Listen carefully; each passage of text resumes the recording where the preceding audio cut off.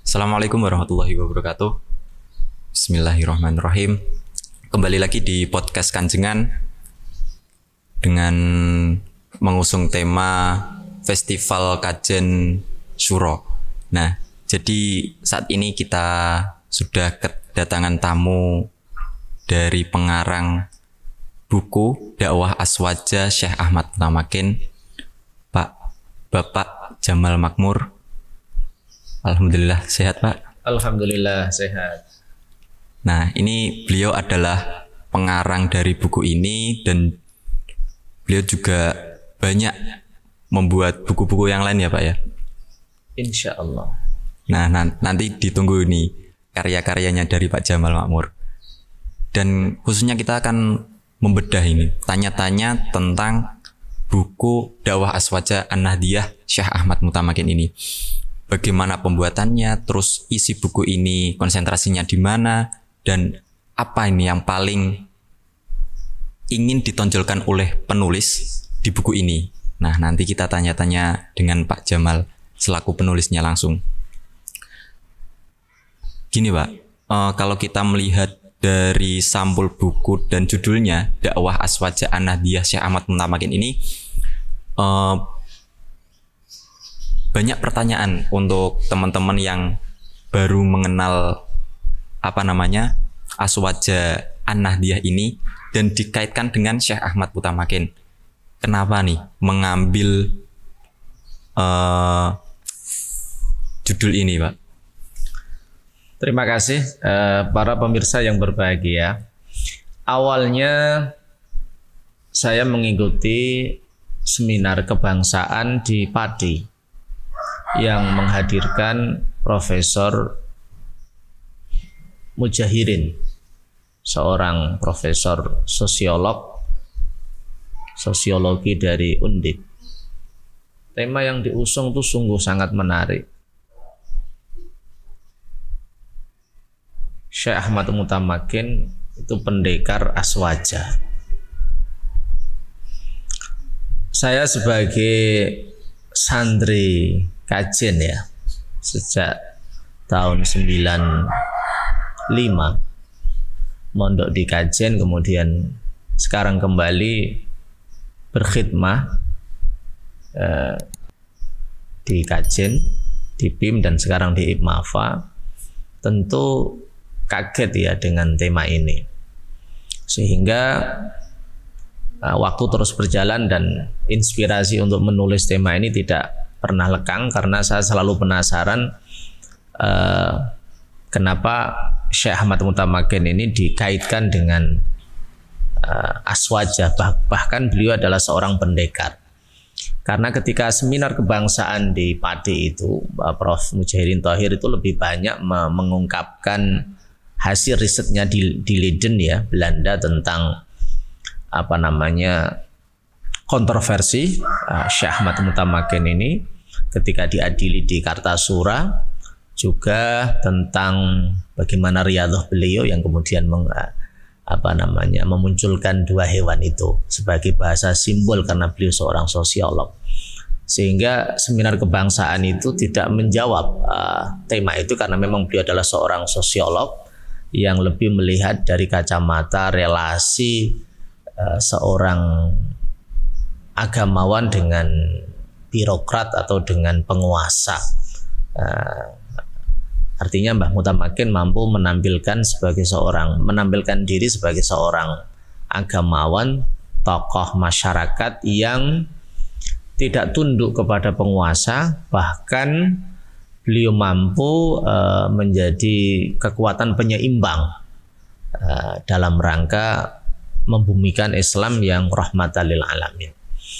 Nah, ada banyak hal mengapa saya menulis buku ini, dan tesis pertama saya sebelum saya menemukan jawabannya sebelum menulis itu, saya yakin bahwa apa yang diperjuangkan oleh Syekh Ahmad Mutamakin itu pasti sesuai dengan apa yang diperjuangkan oleh keturunan beliau. Saya langsung buat sampel yang sangat sederhana. Di sini ada Kiai Haji Muhammad Ahmad Sahal Mahfud yang tampil sebagai Rais Am, pengurus besar Nahdlatul Ulama selama 3 periode sejak muktamar di Lirboyo sampai muktamar di Makassar. Muktamar di Lirboyo, muktamar di Solo, kemudian muktamar di Makassar. Tidak mungkin garis-garis perjuangan keturunan beliau itu melenceng dari garis perjuangan yang ditetapkan oleh sang tokoh Syekh Ahmad Mutamakin. Karena anak cucu beliau menjadi garda depan ya, menjadi pejuang utama ahli sunnah wal jamaah, pasti Syekh Ahmad Mutamakin ini adalah pejuang yang sesungguhnya sehingga menginspirasi anak cucu untuk melanjutkan perjuangan beliau.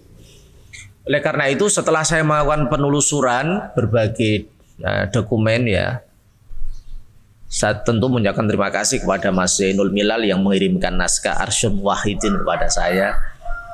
Kita baca karyanya Kiai Haji Imam Sanusi, kita baca karyanya Mas Zainul Milal tesis, skripsi beliau, karyanya Mas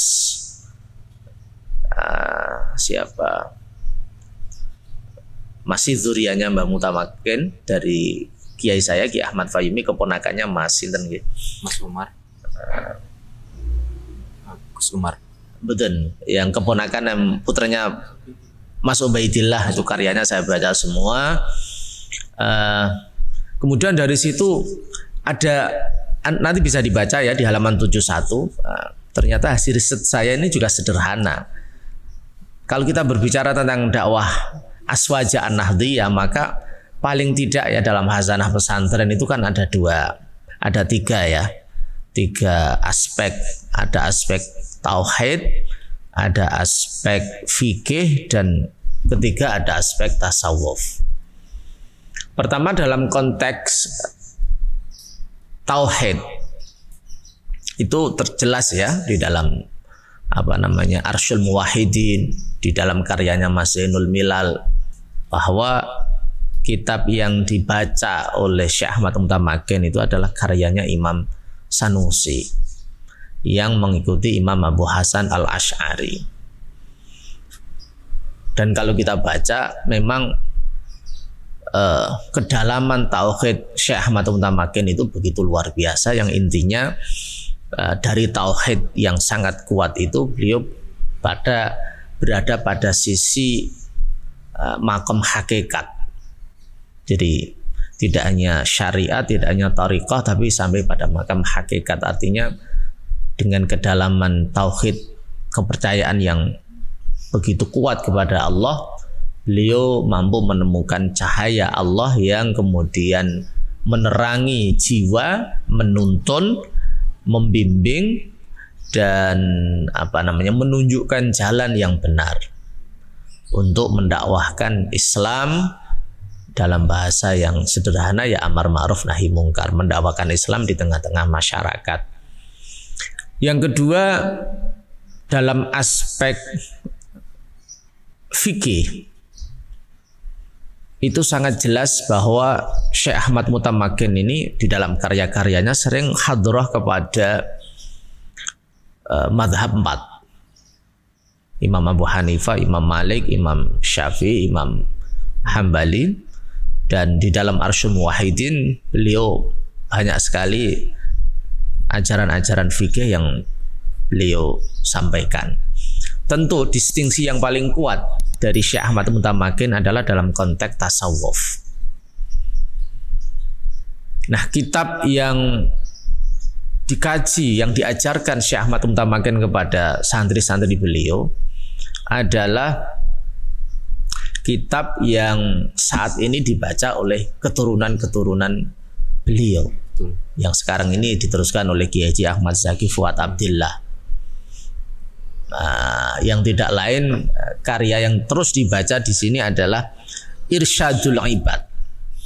Jadi Irsyadul Ibad itu saya telusuri dari dokumen-dokumen yang ditulis oleh pendahulu-pendahulu, itu adalah kitab yang dibaca oleh Syekh Ahmad Mutamakin, yang ditulis oleh Syekh Zainuddin Al-Maribari, dan kitab ini disyarahi oleh Syekh Ihsan Yampes, 2 jilid. Dan kalau kita baca kitab Irsyadul Ibad itu adalah Alkitab alladzi yajma'u bainal fiqhi wa tasawuf. Jadi kitab Irsyadul Ibad itu kitab yang menggabungkan antara fikih dan tasawuf. Di sisi lain, ini ada 2 versi. Kalau menurut dalam konteks tarekoh ya, menurut Mas Zainul Milal itu Mbah Mutamakin itu mengikuti tarekat Naqsyabandiyah Qadiriyah. Naqsyabandiyah Qadiriyah.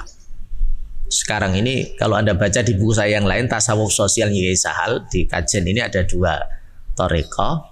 Pertama adalah tarekoh Qadiriyah Naqsyabandiyah. Ini tarekohnya Mbah Duri. Mbah Sal juga masuk tarekoh ini. Terus sekarang Gushfu. Terus yang kedua adalah tarekoh Mbah Dullah, yaitu Qadiriyah Mujaddadiyah, Naqsyabandiyah Mujaddadiyah.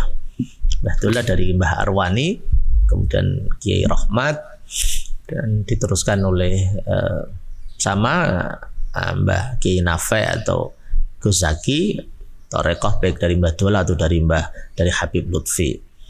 Jadi itu versinya Mas Milal, tapi versinya Gus Sumar itu Mbah Mutamakin itu punya banyak tarekoh ya, ada Syatariyah, ada Naqsyabandiyah, ada Syadziliyah.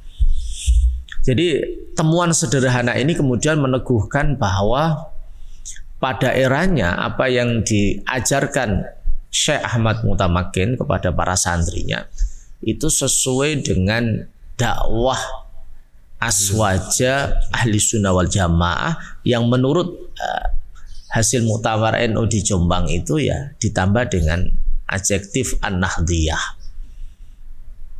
Memang ada satu persoalan yang agak serius, yaitu apakah tasawuf Syekh Ahmad Mutamakin ini bercorak tasawuf falsafi atau tasawuf sunni amali. Ini menjadi perdebatan yang agak panjang. Karena kalau kita baca serat Dewa Ruci gitu ya, kemudian kita akan menemukan kayak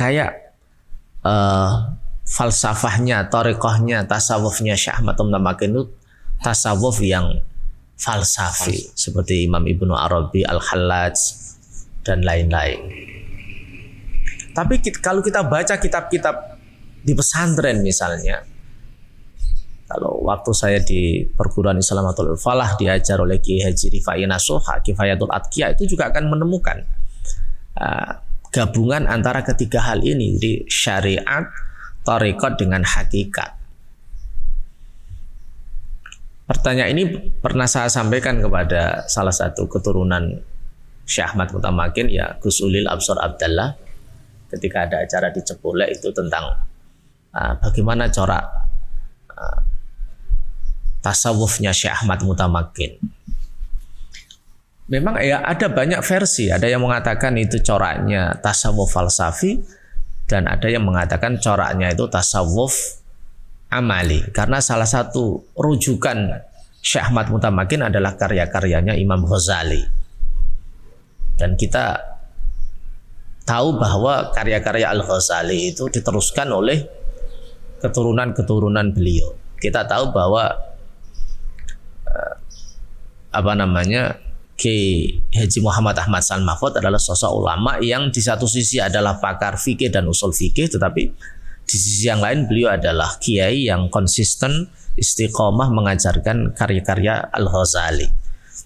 Kiai Sahal adalah pengagum Al-Ghazali, sehingga husnudzon saya Syekh Ahmad Mutamakin adalah seorang pemikir, seorang pejuang yang juga mengidolakan Imam Ghazali, karena di banyak karya saya baca Imam Ghazali adalah salah satu referensi dari Syekh Ahmad Mutamakin. Artinya karya-karya Al-Ghazali dibaca, menginspirasi dan mendorong Syekh Ahmad Mutamakin untuk membumikan Islam yang rahmatan lil alamin, atau membumikan Islam yang harus peka terhadap problem-problem zamannya itu.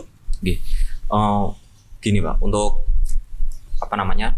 Ahlus Sunnah wal Jamaah sendiri itu kan, apalagi ada tambahan An-Nahdiyahnya gitu ya Pak, itu kan baru-baru sekarang. Tapi kenapa kok jenengan mengaitkan dengan Syekh Ahmad Mutamakin? Apakah ajarannya yang sama ataukah pelaksanaannya yang sama, atau emang dari zaman Syekh Ahmad Mutamakin ini malah sudah ada Nahdlatul Ulama gitu Pak, udah ada ada NU. Nah, itu bagaimana?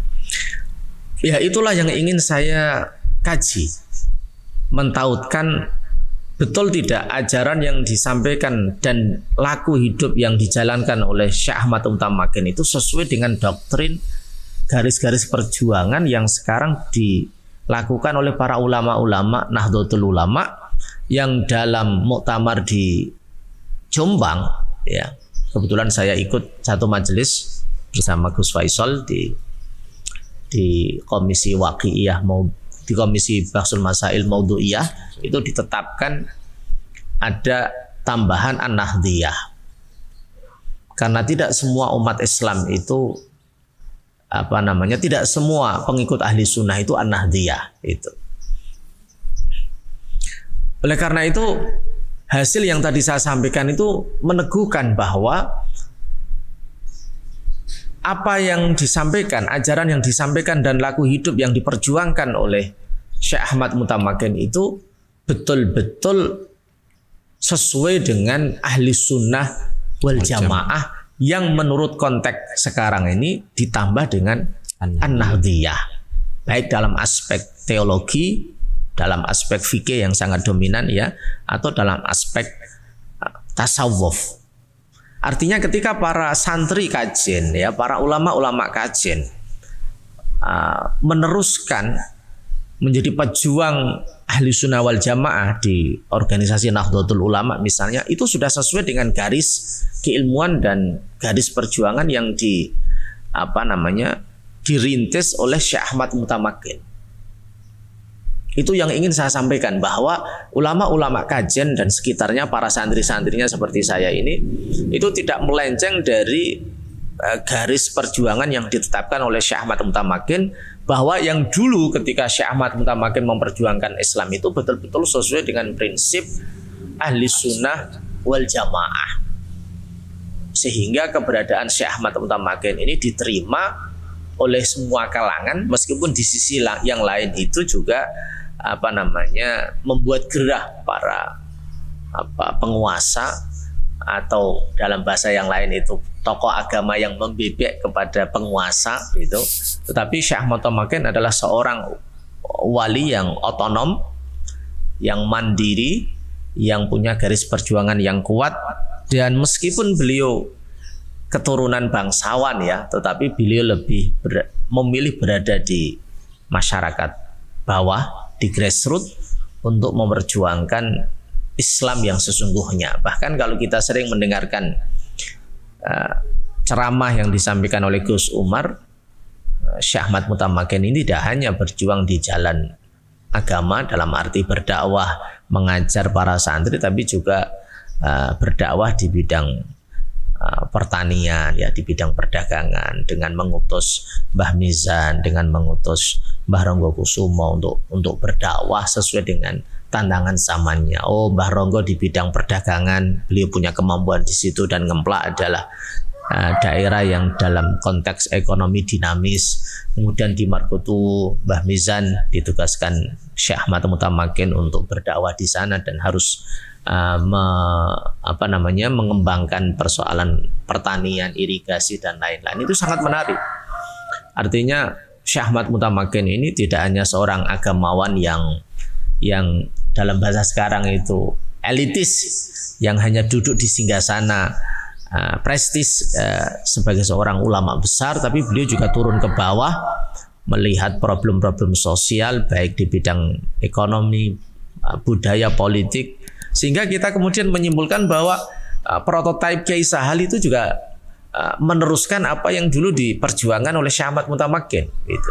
Bagaimana Kiai Sahal itu dalam sisi itu bisa menjadi kritikus pemerintah, di sisi yang lain beliau menjadi kekuatan moral, penyambung lidah umat, dan beliau aktif memberdayakan ekonomi masyarakat Kajen dan sekitarnya. Artinya inspirasi perjuangan itu salah satunya adalah Syekh Ahmad Mutamakin. Ternyata menarik sekali gitu apa yang gariskan oleh Syekh Ahmad Mutamakin dengan perjuangan yang diteruskan, dikembangkan oleh zuriyah beliau yang menjadi ulama-ulama kita di sini itu. Bahkan Syekh Ahmad Mutamakin ini saking merakyatnya ketika melihat bahwasannya kiai yang dengan kultur perdesaannya ya Pak, dengan kultur rakyatnya itu sampai difitnah oleh Ki Ketip Anom dan sampai disidang di Kerajaan Surakarta. Nah itu gini Pak, kalau kita melihat bahwasannya Syekh Ahmad Mutamakin ini untuk keaswajaannya itu masih gimana ya, masih mengambil tasawufnya, tapi secara melihat dari luar itu sampai difitnah oleh Ki Ketip Anom ini mempunyai segawon, mempunyai peliharaan, biasanya itu yang menjadi permasalahan di sini. Dan kalau kita melihat di saat itu benar-benar menjalankan Ahlus Sunnah wal Jamaah yang yang sudah ditetapkan oleh Nahdlatul Ulama ditambah dengan An-Nahdiyah ini, Pak. Itu apakah memang sejalan dengan Ahlus Sunnah An-Nahdiyah yang saat ini atau masih banyak penelusuran lagi? Saya memahami dua hewan yang muncul itu sepakat dengan yang disampaikan oleh Profesor Mujahirin saat seminar kebangsaan itu hanya bahasa simbol. Bahasa simbol di mana Syekh Ahmad Mutamakin itu seorang waliullah, kinasihnya Allah yang berhasil mengalahkan nafsunya. Di sisi lain Mbah Mutamakin ini berhasil memosisikan diri sebagai ulama rakyat versus ulama penguasa. Artinya banyak penulis pemikir yang menganalisis rivalitas antara Syekh Ahmad Mutamakin dengan Ketip Anom itu kan rivalitas memperebutkan pengaruh di tengah-tengah masyarakat.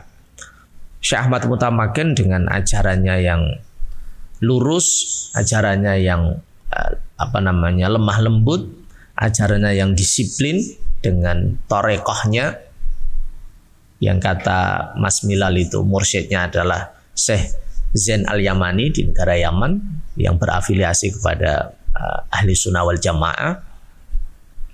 Itu punya pengaruh yang kuat di tengah-tengah masyarakat sehingga Ketip Anom sebagai ulama penguasa ini merasa eksistensinya terancam karena pengaruh Syekh Ahmad Mutamakin yang begitu luar biasa, kemudian mencari celah bagaimana dakwah Syekh Ahmad Mutamakin yang mengancam posisinya ini bisa tergusur bahkan bisa hancur. Saya kira di sini kita harus percaya bahwa Syekh Ahmad Mutamakin betul-betul membuktikan kewaliannya dengan adanya pengadilan yang tidak sesuai dengan harapan Ketip Anom. Yang asalnya Syekh Ahmad Mutamakin itu diharapkan akan diadili bahkan dibunuh, ternyata berakhir happy ending. Tapi saya kira itu salah satu bukti keramat atau kewalian Syekh Ahmad Mutamakin yang istiqomah atau disiplin memegangi ajaran Ahlus Sunnah wal Jamaah. Saya masih ingat statement Kiai Haji Said Aqil Sirot bahwa ulama-ulama besar itu kelihatan besarnya itu ketika banyak ujian. Mulai Hadratus Syekh Kiai Hasyim Asy'ari menjadi besar itu ketika justru saat dipenjara oleh Belanda. Gus Dur katanya menjadi besar ketika beliau dikunyo-kunyo ya oleh Orde Baru. Gitu kak Kiai kita, Kiai Sahal Mahfud itu menjadi besar dengan beliau menginisiasi program pemberdayaan ekonomi yang pada masanya itu banyak mendapat cibiran kritikan oleh semua pihak, baik oleh birokrat, oleh ulama itu, para kiai dan lain-lain. Jadi Syekh Ahmad Tamakin ini adalah seorang inspirator ya, bahwa dalam rangka mendakwahkan Islam yang ramah, mendakwahkan Islam yang sesuai dengan garis perjuangan ahli sunnah wal jamaah, mendapat simpati publik itu penuh dengan tantangan. Tapi kemudian kan kita menjadi faham bahwa dakwah Syekh Ahmad Mutamakin itu disukai, digemari oleh masyarakat. Kemudian kita ingat bagaimana sejarah perjuangan Wali Songo, karena kan kalau kita baca buku, Mbah Mutamakin punya terah kerabat dengan Sunan Kudus. Artinya peribumisasi Islam yang digaungkan oleh Wali Songo, Mbah Sunan Kalijogo, Mbah Sunan Muria, Mbah Sunan Kudus, ini ya pakem dakwah itulah yang kemudian diteruskan oleh Syekh Ahmad Mutamakin, kemudian mendapat respon positif dari publik, dari masyarakat.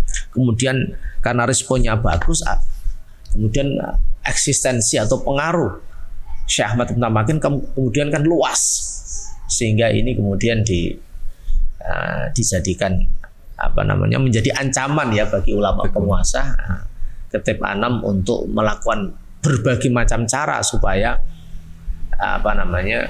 wibawanya di hadapan penguasa ini tidak luntur. Saya kira ini pertarungan politik. Tetapi sejarah membuktikan bahwa orang yang istiqomah dengan keteguhan hati yang kuat akan mendapat pertolongan Allah. Saya kira itu apa yang disampaikan dengan Prof. Mujahidin itu saya sepakat kali ini. Jadi itu bahasa simbol, bahasa, dan itu bahasa politik. Pertarungan antara ulama rakyat dengan ulama penguasa. Siapa? Nah, jadi untuk penjelasannya seperti itu. Mungkin apakah di buku ini juga dijelaskan tentang hal tersebut, Pak? Iya, saya ingin menyampaikan ya bahwa saya berani menulis buku ini ya, pertama karena saya ini santri Kajen, artinya saya hidup di Kajen, tahu tentang Kajen meskipun tidak banyak, dan saya melihat banyak penulis-penulis Syekh Ahmad Mutamakin, terutama pengamat-pengamat itu yang mungkin belum menjadi santri Kajen, sehingga memang menjadi kewajiban santri yang setiap hari berada di Kajen untuk memahami doktrin, nilai-nilai perjuangan penerus-penerus Syekh Ahmad Mutamakin, karena memang beliau adalah sang pionir, beliau adalah sosok yang menjadi inspirasi semua ulama yang ada di Kajen. Nah, selain membaca referensi-referensi yang tadi saya sampaikan, karyanya Mas Zainul Milal, Kiai Imam Sanusi, Gus Ubaidillah, saya kebetulan juga wawancara dengan para kiai yang ada di Kajen, para ulama-ulama, wabil khusus Kiai Ahmad Zaki Fuad Abdillah, Kiai Haji Ahmad Mu'ad Thohir, untuk menggali yang bisa digali sebatas yang saya mampu. Kemudian di sini ada silsilah nasab Kiai Haji Abdullah Zain Salam, juga ininya nasab dari Bani Abdillah, itu yang merintis pertama kali pondok Kulon Banon, itu yang semua jalurnya sama Syekh Ahmad Mutamakin itu pakai jalur bapak ya, jalur laki-laki. Yang kedua, dalam buku ini karena saya banyak interview dengan para pengasuh di Kajen, saya gambarkan perkembangan pesantren Kajen, bagaimana Syekh Ahmad Mutamakin membangun pondasi, sekarang dikembangkan oleh anak cucu beliau, oleh keturunan beliau, sehingga di dalam buku ini saya gambarkan berapa perguruan madrasah yang ada di sini, pesantren yang ada di sini, bagaimana kader-kader beliau begitu aktif untuk mengembangkan ilmu, berkarya di tengah-tengah masyarakat. Tetapi memang inti dari buku saya ini adalah memang untuk mengafirmasi betul tidak dakwah Syekh Ahmad Mutamakin ini sesuai dengan dakwah Aswaja An-Nahdliyah, dan saya temukan sesuai. Hasil penelusuran literatur yang saya baca, yang saya amati, berarti apa yang sekarang diperjuangkan oleh zuriyah beliau, ya, sekarang generasi eranya Kiai Ahmad Zaki Fuad, Kiai Ahmad Mu'ad Thahir, Kiai Abdul Mujib, Ma'mun, generasi-generasi sekarang ini sesuai dengan garis perjuangan, karena mereka tampil sebagai tokoh-tokoh perjuangan Nahdlatul Ulama, dan Nahdlatul Ulama adalah organisasi yang konsisten menyebarkan, memperjuangkan Islam rahmatan lil alamin, yang mengusung ideologi Ahli Sunnah wal Jamaah An-Nahdliyah, di mana kita tahu salah satu prinsip utamanya adalah ada tawassut, moderat, ada tasamuh, toleran, ada i'tidal, tegak lurus, kemudian ada amar ma'ruf nahi mungkar.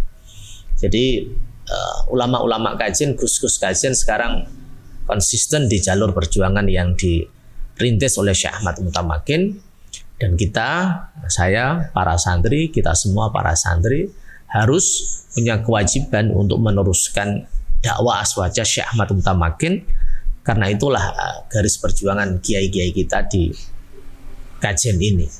Jadi dimanapun kita berada, spirit dakwah Aswaja An-Nahdliyah Syekh Ahmad Mutamakin ini harus kita teruskan. Kalau kita mengaku santri kajian, tidak boleh kita pindah haluan.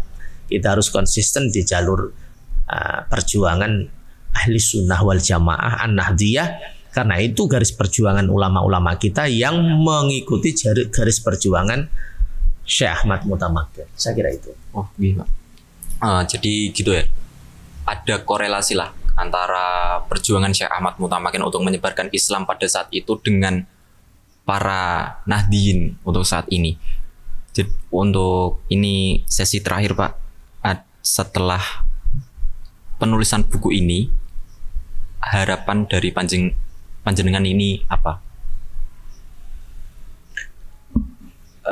Harapan saya, santri-santri kajian ini menulis banyak aspek tentang Syekh Ahmad Mutamakin.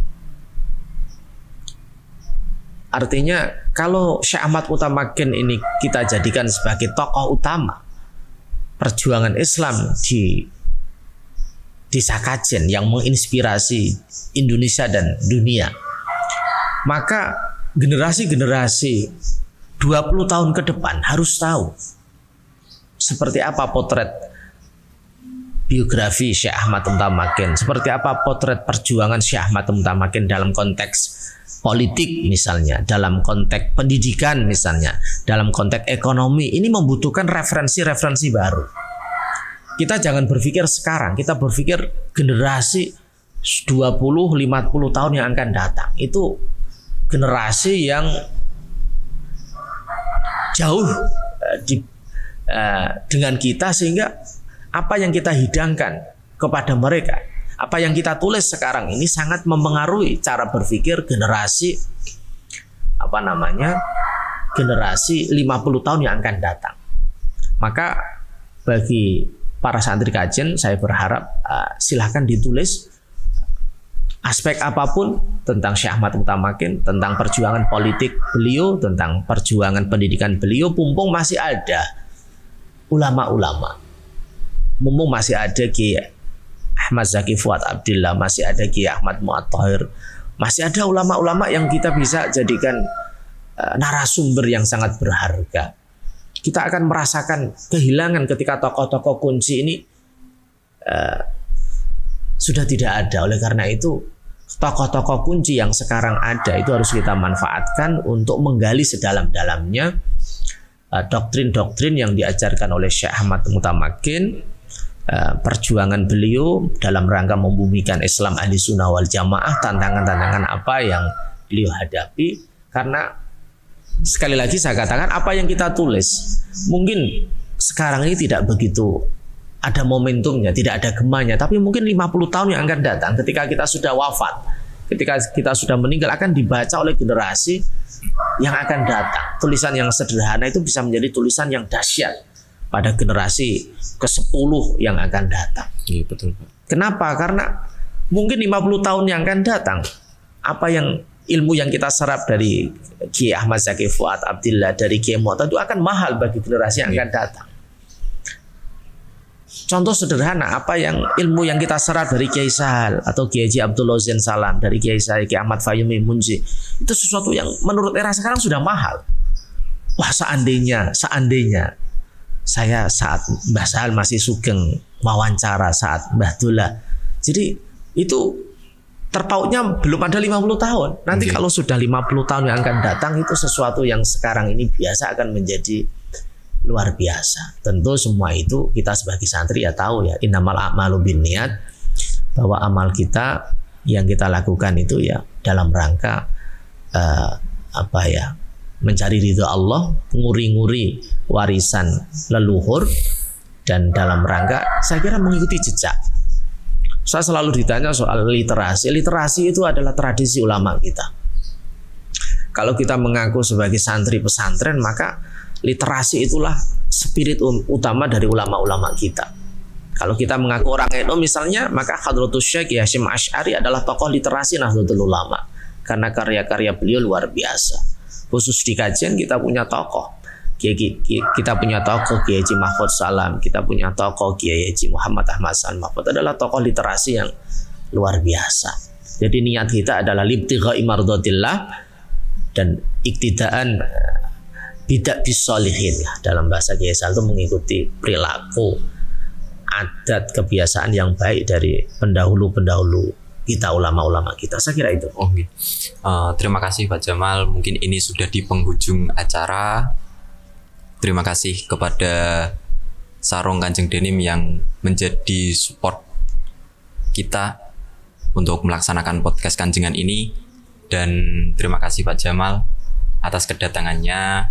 Mungkin buku ini memang menjadi referensi kita untuk teman-teman Nahdien untuk pada saat ini gitu. Terima kasih. Saya pamit undur diri. Wassalamualaikum warahmatullahi wabarakatuh. Waalaikumsalam.